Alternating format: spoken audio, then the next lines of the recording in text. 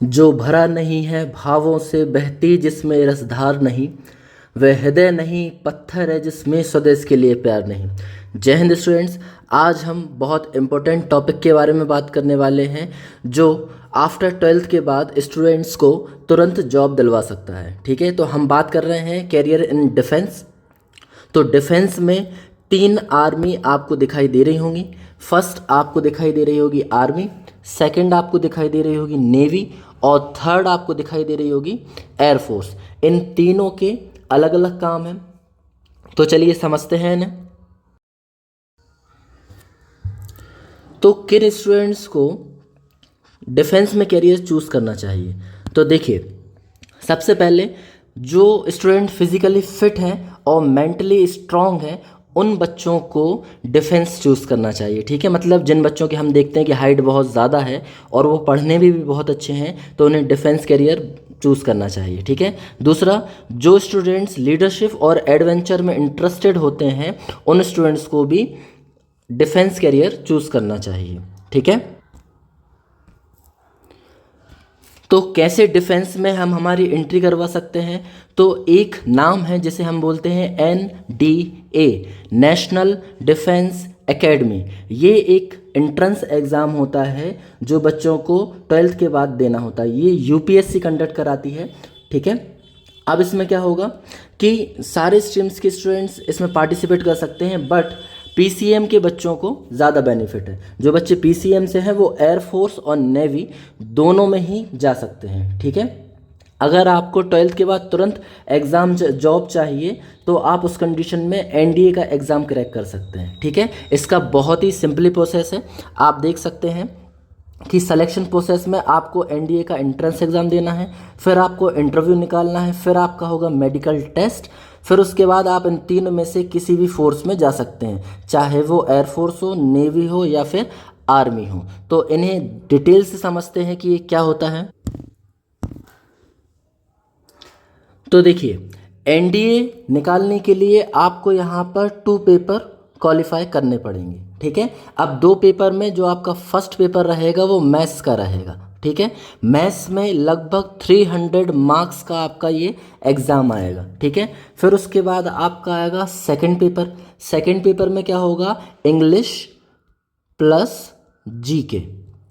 English plus GK, जिसमें history, polity, science, current affair ये सब मिला के लगभग 600 मार्क्स का ये क्वेश्चन पेपर आने वाला है। ठीक है।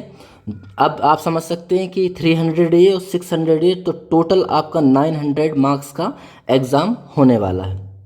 क्लियर? तो समझते हैं वन बाय वन कि एयरफोर्स अच्छा है, नेवी अच्छा है या आर्मी अच्छा है। तो चलिए शुरू करते हैं। तो एयरफोर्स ज्वाइन करने के लिए आपको सबसे पहले क्या करना होगा? NDA एग्ज़ाम क्रैक करना होगा। आप इसके जस्ट पीछे एक एयरक्राफ्ट तो देख ही रहे होंगे, तो आप समझ गए होंगे कि एयरफोर्स का काम क्या होता है। एयरफोर्स क्या करेगा? फाइटर जेट्स उड़ाने के लिए हम एयरफोर्स का यूज़ करते हैं, या फिर हवाई सुरक्षा के लिए देश की हवाई सुरक्षा कौन करेगा? तो एयरफोर्स करती है। जब कोई भी घटना होती है, जो हवाई हमला कहीं से भी किसी भी देश पर होता है, तो उसकी सुरक्षा करने के लिए किसको डिप्लॉय किया जाता है? एयरफोर्स को किया जाता है। तो देखिए, इंडियन एयरफोर्स ज्वाइन करने के लिए आपको क्या करना होगा? तो सबसे पहले तो आपका 11th 12th में PCM सब्जेक्ट होना चाहिए। दूसरा, आपको NDA का एग्ज़ाम क्रैक करना होगा, जो कि ऑफिसर लेवल की आपकी एंट्री हो जाएगी।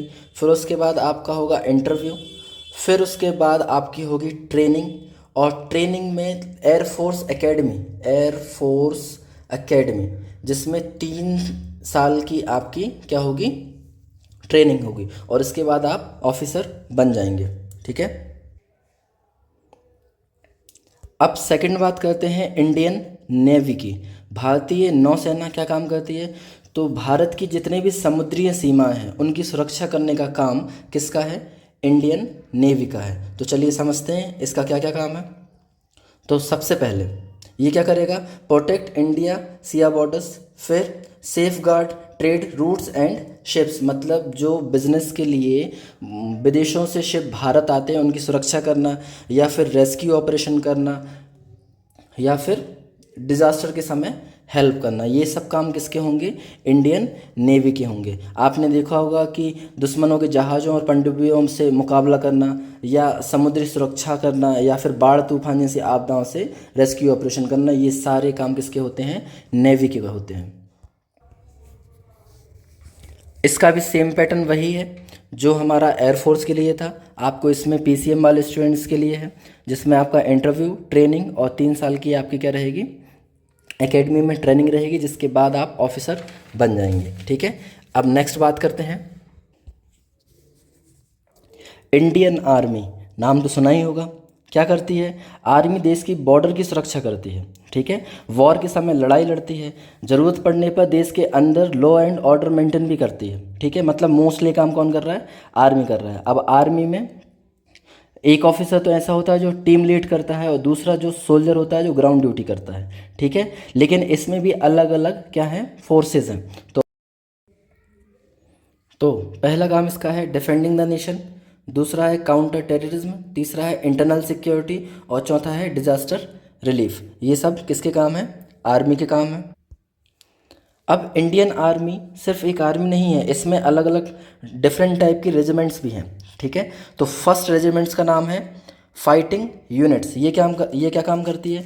तो सीधी लड़ाई जब लड़नी होती है तो ये उसकी यूनिट है, जैसे हम फाइटिंग यूनिट्स बोल रहे हैं, जो सब फ्रंट पे खड़ी होती है और लड़ाई लड़ती है। ठीक है, जिसमें पैदल सेना होती है, टैंकों वाली सेना होती है, या तोप वाली सेना होती है। ठीक है, ये इंक्लूडेड है। फिर नेक्स्ट है आपका सपोर्ट यूनिट। अब ये सपोर्ट यूनिट क्या है? तो देखिए, कई बार आर्मी में लड़ाई लड़ने के साथ साथ हमें इंजीनियर्स की ज़रूरत भी होती है कि हमें ब्रिज बनाना है, या फिर बॉम्ब्स हटाना है, या फिर सिग्नल कम्युनिकेशन करना हो, सिग्नल लॉस्ट हो गया हो तो कम्युनिकेशन सिस्टम के लिए चाहिए, या फिर आर्मी एविएशन के लिए चाहिए, हेलीकॉप्टर्स के लिए चाहिए। ठीक है, तो ये कौन काम करेगा? सपोर्ट यूनिट काम करेगी।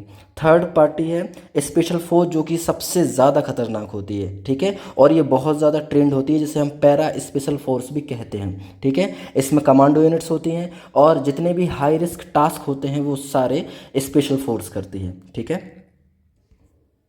अब बात करते हैं कुछ अदर फोर्सेस की, जिनके नाम आपने सुन रखे होंगे। फर्स्ट नाम है BSF, बॉर्डर सिक्योरिटी फोर्स। नाम से ही समझ में आ रहा है, ये फ़ोटो में दिखाई भी दे रहा है कि कुछ सैनिक बॉर्डर्स के आसपास आ रहे हैं, जा रहे हैं। तो ये क्या कर रहे हैं? ये उसकी सिक्योरिटी कर रहे हैं, इसलिए उसका नाम क्या पड़ गया? Border security force. तो ये कहाँ कहाँ की सिक्योरिटी करते हैं? तो पाकिस्तान बॉर्डर और बांग्लादेश की बॉर्डर की ये सुरक्षा करते हैं। ठीक है, मतलब भारत और पाकिस्तान के बीच में जो लाइन है, या बांग्लादेश और भारत के बीच में जो लाइन है, उनकी सुरक्षा करने का काम किसका होगा? BSF का होगा। फिर उसके बाद आता है CRPF, central reserve police force. Second number CRPF। अब ये दिखाई दे रहा है आपको, ये कुछ सिटी में दिखाई दे रहे हैं। तो ये क्या काम करेंगे?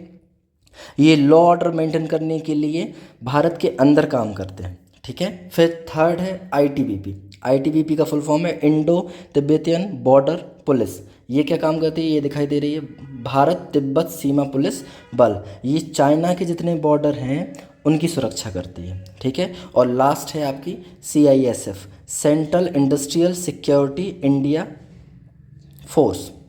तो अब ये क्या काम करती है? तो आपको ये दिख रहे होंगे, ये कमांडोज या फिर ये आर्मी ऑफिसर्स आपको मोस्टली एयरपोर्ट्स में दिखाई दे जाएंगे। एयरपोर्ट्स हुए, इंडस्ट्रियल एरिया हुआ, या फैक्ट्रीज हुए, या पावर प्लांट्स हुए, या फिर पब्लिक प्लेसेस हुए, या मेट्रो हुए, इन सब में आपको ये फोर्सेस दिखाई दे जाएंगी। तो BSF का काम क्या है? बॉर्डर सिक्योरिटी करना, CRPF भारत की आंतरिक सुरक्षा करना, ITBP चाइना बॉर्डर की सुरक्षा करना, CISF आंतरिक सुरक्षा जैसे मेट्रो या एयरपोर्ट या फैक्ट्रीज़ या पावर प्लांट जैसी सिक्योरिटी प्रोवाइड करना। ये सारी फोर्सेस हैं। ठीक है, तो अब आप डिसाइड करिए कि आपको किस फोर्स में जाना है। लेकिन आपको 12th के बाद NDA का एग्ज़ाम देना ही होगा, क्योंकि आप इसके बाद ही एक हाई लेवल ऑफिसर बन सकते हैं। ठीक है, थैंक यू।